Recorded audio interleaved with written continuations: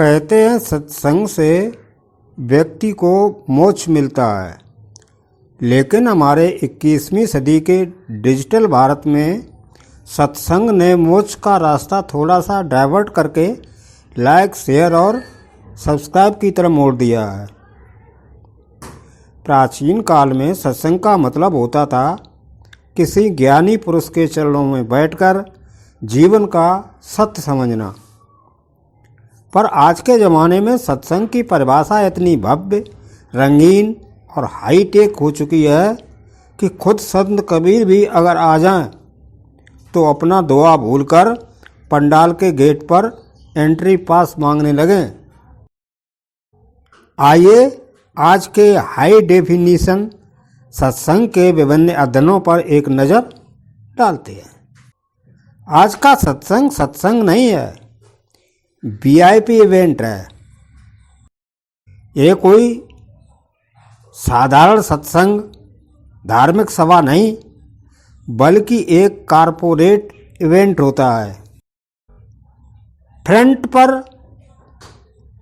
वो लोग बैठते हैं जो यहाँ के महादानी सेठ हैं और जिन्होंने हाल ही में टैक्स से बचने के लिए चंदा दिया है। उनके चेहरे पर भक्ति कम और इनकम टैक्स की रेड न पड़ने का भाव ज़्यादा होता है। और पीछे की कतार में यानी बैक रो में यहाँ वो जनता बैठती है जो केवल हलवे प्रसाद, मुफ्त की चाय और एसी की ठंडी हवा के लालच में आई है।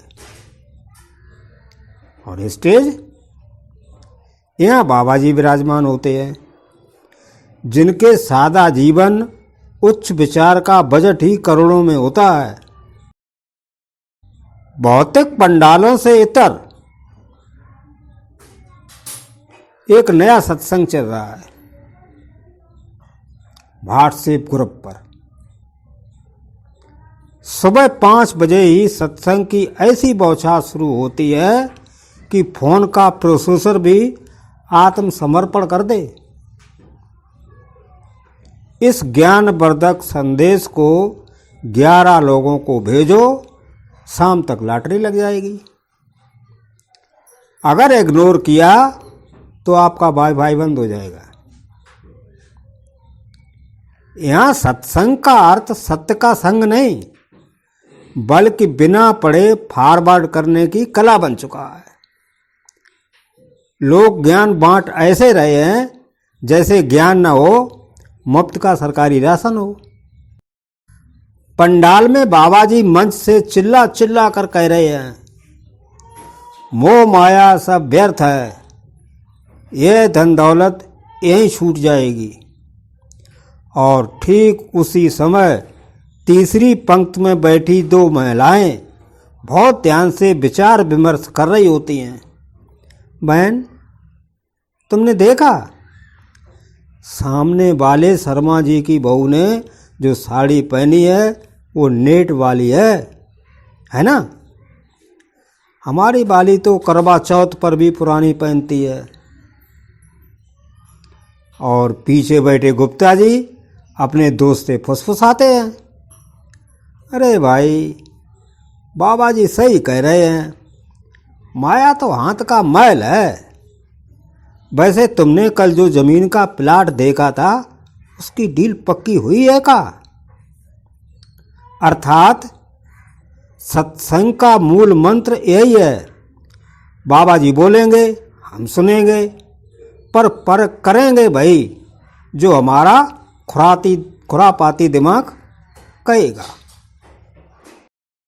आज के ज़माने का सत्य मतलब सत्संग बिना 4K कैमरों, ड्रोन शॉट्स और इंस्टाग्राम रील के अधूरा है।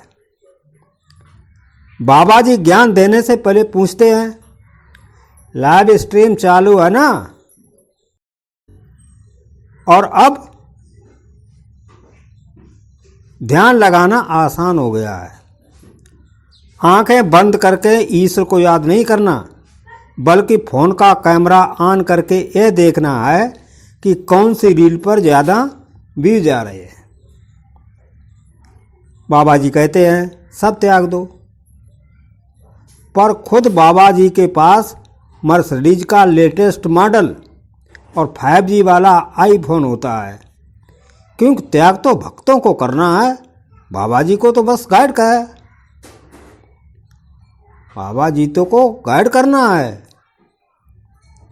त्याग थोड़ी करना है। और सत्संग के बाद सत्संग का सबसे पवित्र, गंभीर और रोमांचक हिस्सा होता है प्रसाद वितरण, प्रसाद का बंटना। पूरे 2 घंटे तक अहिंसा, दया, करुणा, शांति पर लंबा भाषण सुनने के बाद जैसे ही लाउड स्पीकर पर घोषणा होती है कि प्रसाद की व्यवस्था पीछे की गई है, अचानक जनता के भीतर का शांति दूत गायब हो जाता है और बाहुबली जाग उठता है। बूढ़े, बच्चे, नौजवान सब एक दूसरे को ऐसे कुचलते हुए दौड़ते हैं मानो प्रसाद ना हो अमर होने की जड़ी बूटी बट रही हो। 2 मिनट पहले मोह माया त्यागने वाले संजन बूटी के 2 एक्स्ट्रा दानों के लिए आयोजकों से हाथापाई करने पर उतर आते हैं। तो भैया निष्कर्ष ये है कि आज के दौर में सत्संग एक अद्भुत रिफ्रेश बटन बन गया है। रविवार को सत्संग में जाकर पूरे हफ्ते के पाप धोआओ और सोमवार की सुबह से ताज़ा पाप करने के लिए एकदम चार्ज हो जाओ। सत्संग का वास्तविक अर्थ था खुद के भीतर झांकना, लेकिन हमने इसे बना दिया है दूसरों की साड़ियों और गाड़ियों को ताकना। जब तक मन का अहंकार, ईर्ष्या और लालच नहीं छूटता, तब तक आप चाहे 500 बार पंडाल में जाकर बैठ जाएं, सत्संग केवल एक वीकेंड एंटरटेनमेंट ही बना रहेगा।